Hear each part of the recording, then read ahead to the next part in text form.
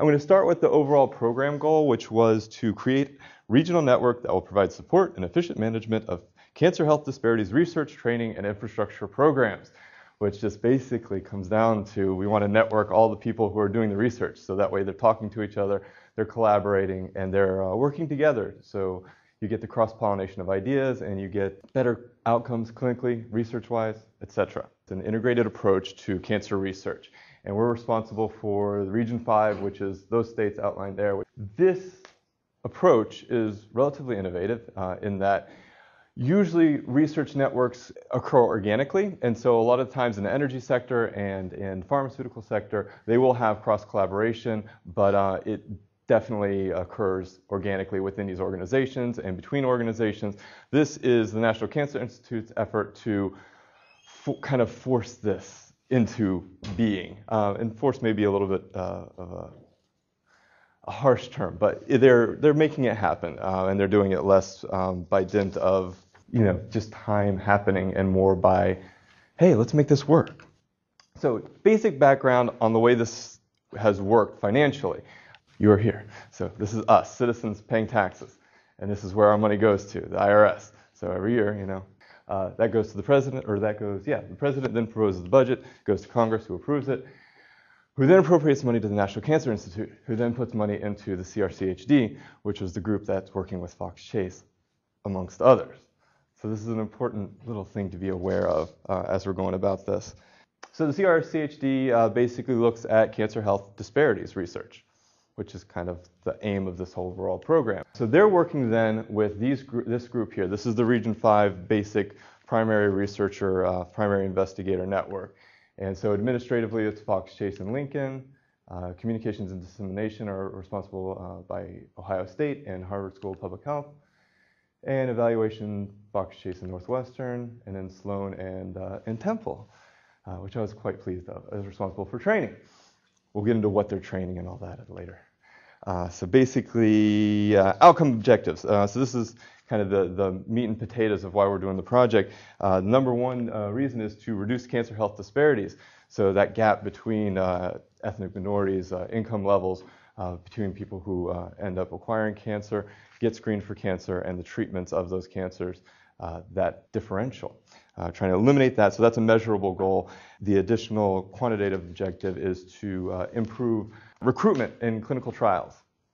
So again, there's a disparity there. There's the group that participates in clinical trials and is able to participate in clinical trials, and the groups that's not, and those don't level equally across all areas. There's also a couple of qualitative objectives. With high-level projects like this, it's extraordinarily difficult to nail down specific changes in human beings because we're looking at institutions and more of a national level perspective.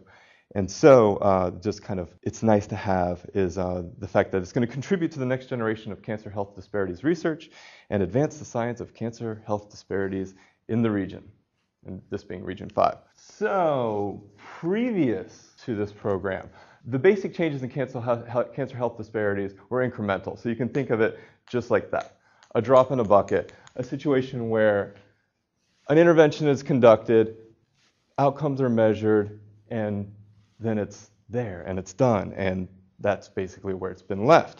So what this program is trying to do is create a structure and support network, so that way you get this kind of an effect. And so it's important because when you have an idea, it doesn't just improve outcomes, but at the same time, that's where it ends.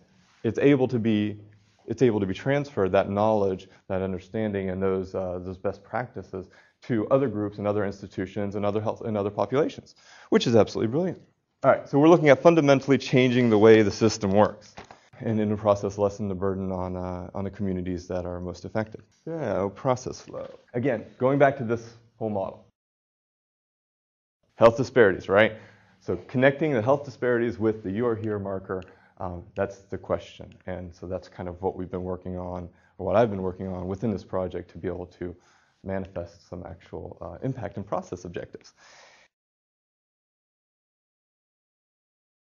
So you have the readiness assessment, which the project is conducting on all the institutions that are participating in Region 5, a needs assessment that'll be done after the readiness assessment, and an implementation plan. And this is nice high-level jargon and policy speak to basically say readiness assessment is going to be disseminated to these organizations. They're going to kick back all the information that's on the assessment, which is just basically a gigantic form. It's ridiculously large.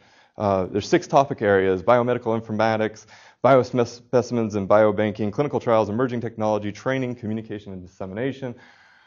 So there's going to be a primary investigator from each site that's going to take that form, fill it out, kick it back to us. We're going to accumulate all the results and then be able to go back and say, okay, these institutions are ready to be part of this collaborative effort. These institutions maybe need to be more focused in this area or more focused in that area. All right, so that's kind of what I'm looking at as far as the enabling and predisposing the development of this tool and the participation of the institutions.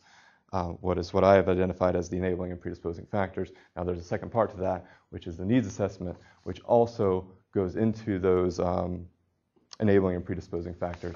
So basically after the readiness assessment is done, we're going to give them a needs assessment form. So then they're able to tell us, hey, what areas are we lacking? What areas of research do we feel as an institution are going to be most appropriate for this project?